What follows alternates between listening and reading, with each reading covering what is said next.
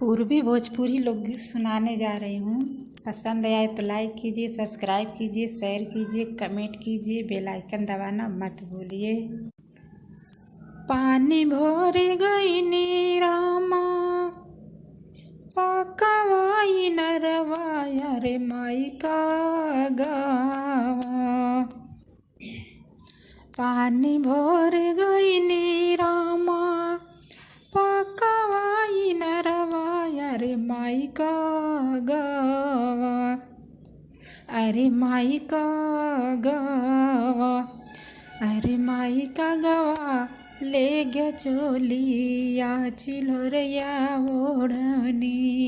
अरे माई का गावा ले गया चोलिया चिलोरिया ओढ़नी।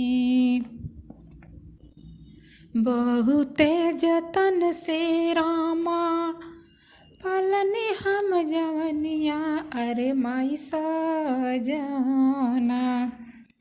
अरे माई सजना ले गई न अपने हो भवनवा। अरे माई सजना ले गई न अपने हो भवनवा।